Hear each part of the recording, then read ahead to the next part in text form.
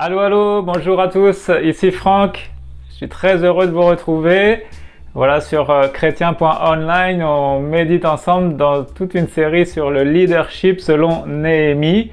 Et dans cette vidéo, nous allons voir que les leaders savent ce qu'est la soumission.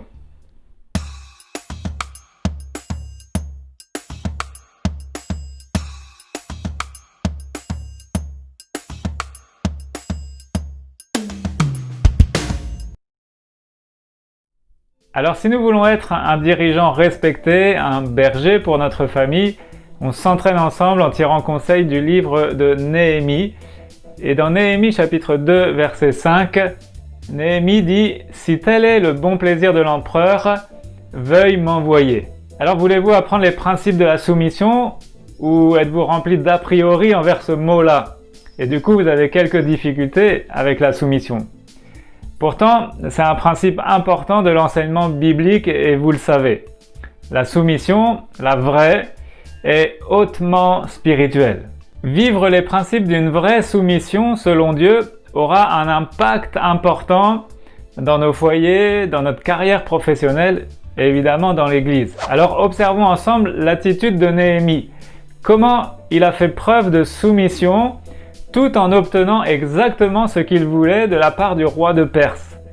Et ça, sans aucune manipulation. Alors, Néhémie n'était pas en mode revendication, à dire « Nous sommes réfugiés, il est temps de retourner dans notre vraie patrie, on s'est montré injuste envers nous, on doit revendiquer nos droits et récupérer nos biens, rentrons chez nous. » Non, rien de tout cela. Hein. Mais à la place, il a doucement convaincu le roi, pas à pas, de le laisser retourner à Jérusalem.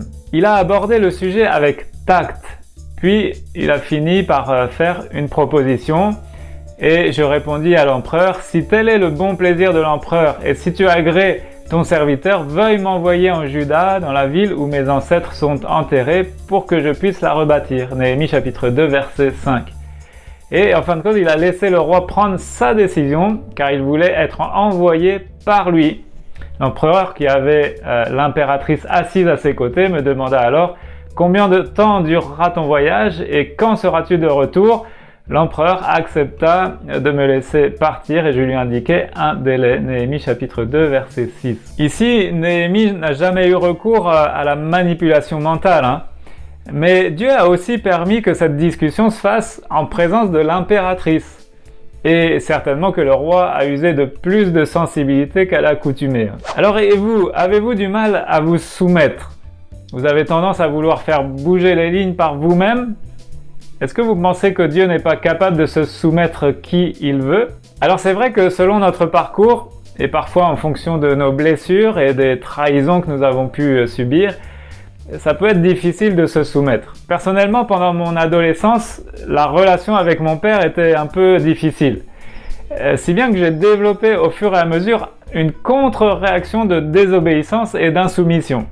C'était devenu presque automatique de dire non à n'importe quelle demande, même si par la suite, je finissais par faire ce qu'il m'avait demandé. Mais je ressemblais à la description de Jésus dans la parabole des deux fils. Que pensez-vous de l'histoire que voici ? Ajouta Jésus, un homme avait deux fils. Et il alla trouver le premier et lui dit, « Mon fils, va aujourd'hui travailler dans notre vigne. » « Je n'en ai pas envie, lui répondit celui-ci. Mais plus tard, il regretta d'avoir répondu ainsi et se rendit dans la vigne. Le père alla trouver le second fils et lui fit la même demande. Celui-ci lui répondit, « Oui, mon Seigneur, j'y vais. » Mais il n'y alla pas. Alors lequel des deux a fait la volonté de son père? C'est le premier, répondirent-ils. Et on trouve ça dans Matthieu chapitre 21 au verset 28. La réalité, c'est que nous avons une véritable autorité lorsque nous sommes soumis aux autres. Souvent, les chefs les plus éminents ont commencé par servir leur patron avant d'accéder à leur poste. Par exemple, regardons Élisée. À son époque, on n'avait pas l'eau courante.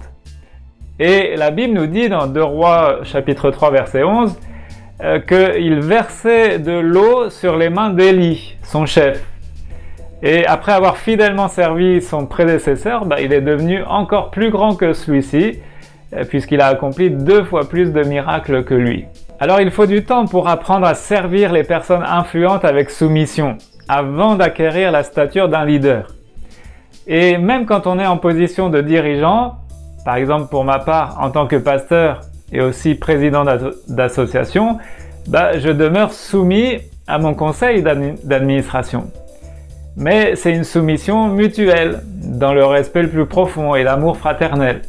Ce genre de soumission-là, mutuelle et dans l'amour, c'est aussi ce qu'on apprend au sein d'un couple et d'un foyer. Alors souvenons-nous aussi de ce passage de la Bible où Jésus a admiré la foi d'un centenier qui venait lui demander grâce pour la santé d'un de ses serviteurs.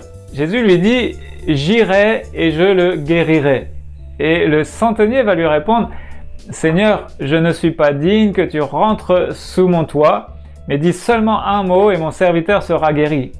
Parce que moi, qui suis soumis à des supérieurs, j'ai des soldats sous mes ordres. Et je dis à l'un, va et il va. À l'autre, viens et il vient. Et à mon serviteur, fais cela et il le fait. » Après l'avoir entendu, Jésus fit dans l'étonnement et il dit à ceux qui le suivaient, « Je vous le dis en vérité, même en Israël, je n'ai pas trouvé une aussi grande foi. » On trouve ce passage dans Matthieu chapitre 8, versets 7 à 10. Donc pour bien comprendre la soumission, je vous invite à travailler le sujet de 3 manières différentes. 3 étapes simples. Première étape, étudier la soumission de Jésus envers son Père. Comprenez-en les implications, comment il s'y est soumis de manière volontaire, désintéressée et par amour. Et jusqu'où il a été par soumission. Que ma volonté ne se fasse pas, mais la tienne. Deuxième étape, comprenez les principes de soumission du vrai disciple envers son Seigneur. Une soumission volontaire, dévouée, là encore parce que motivée par l'amour. Et le dévouement à un maître parfait et à une cause au-dessus de tout autre, en l'occurrence le salut. Donc, comme dans ces paroles de Jésus à son disciple Pierre, il lui dit vraiment, je te l'assure, quand tu étais plus jeune, tu mettais toi-même ta ceinture et tu allais où tu voulais, mais quand tu seras vieux, tu étendras tes bras, un autre nouera ta ceinture et te mènera là où tu n'aimerais pas aller. Et par ces mots, il faisait allusion au genre de mort que Pierre allait endurer à la gloire de Dieu, dans Jean chapitre 21, versets 18 à 19. Et troisième étape, appliquez tous ces principes dans votre quotidien. Que ce soit la soumission aux autorités civiles du pays, la soumission dans le domaine du travail et la soumission dans votre couple et votre foyer. Le Seigneur dit par l'amour du Seigneur, soumettez-vous à vos semblables qui sont des créatures de Dieu. Dans 1 Pierre chapitre 2 versets 13 et 14. Alors à nous de jouer, donc apprenons la soumission à Dieu d'abord, puis envers nos semblables ensuite. Alors voilà, on progresse ensemble, pas à pas, hashtag de gloire en gloire.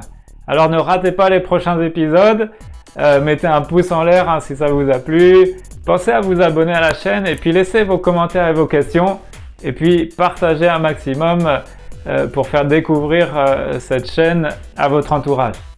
Alors merci à tous ceux qui nous suivent sur YouTube et aussi sur le blog chrétien.online. Alors mettons en pratique ce verset. Et parce que vous révérez le Christ, vous vous soumettrez les uns aux autres. C'est dans Éphésiens 5, verset 21. Voilà, et moi je vous dis à bientôt pour vous soumettre une autre vidéo.